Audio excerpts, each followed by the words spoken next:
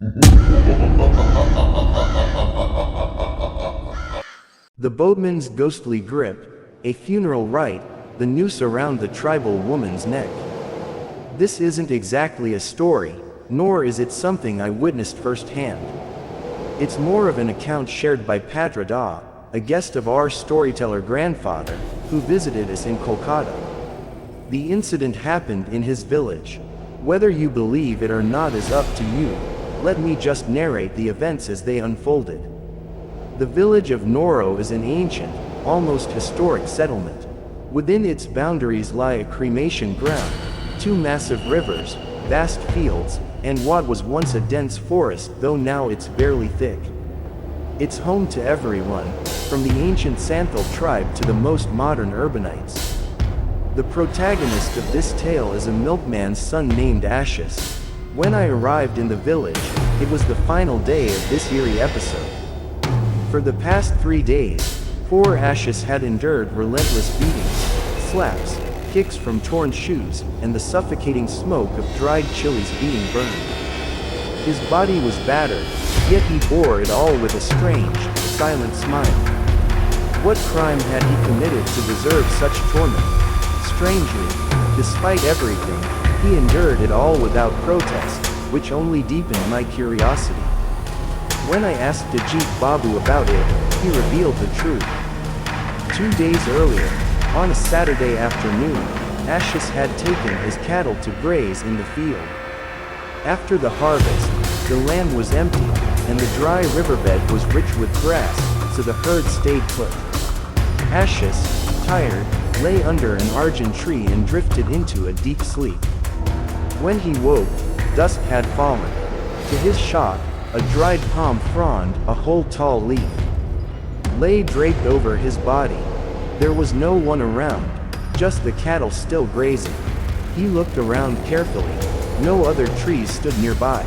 But then he noticed a palm tree had grown as a parasite on the very argent tree under which he slept. Maybe a branch from it had fallen on him. But wouldn't such a large leaf have woken him when it fell? Then how? The thought unsettled him, though not immediately. He returned home with the cattle, but the real trouble began that night. As he slept, he felt his navel sinking deeper and deeper into his body. There was no pain, just an unbearable discomfort that kept him awake. When he told his parents, they took him to a doctor the next day. The doctor, suspecting jaundice, prescribed medicine and ordered blood tests. But the results showed no sign of illness. Then, at noon, another horror began. After lunch, Ashes lay down for a nap on the veranda. In his sleep, he felt someone gripping his hand, pulling him outside. No matter how hard he resisted, he couldn't ignore the call. Helpless, he rose from his bed. His father, who had been watching him closely since morning, saw him get up. The moment Ashes stepped down, his father began thrashing him with a broom, then burned dried chilies and forced him to inhale the smoke. He even tried whatever exorcism rituals he knew to ward off evil spirits. For a while, it worked. But at night, Ashes grew frantic, desperate to answer the ghostly summons. His family could no longer control him. Finally, they tied him up with ropes. Ashes, in his lucid moments, had begged them to do exactly that. Because when the call came, a madness overtook him, one he couldn't explain. Outside those moments, he remained perfectly normal. The next day, they called the famous exorcist from Kanchanpur cremation ground. The moment he arrived, an eerie calm settled over the place. No one saw or heard anything, yet the air itself felt lighter, as if countless unseen beings had fled.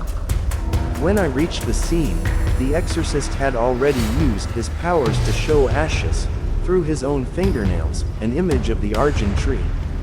Ashes recognized it instantly, even though the exorcist's eyes were shut.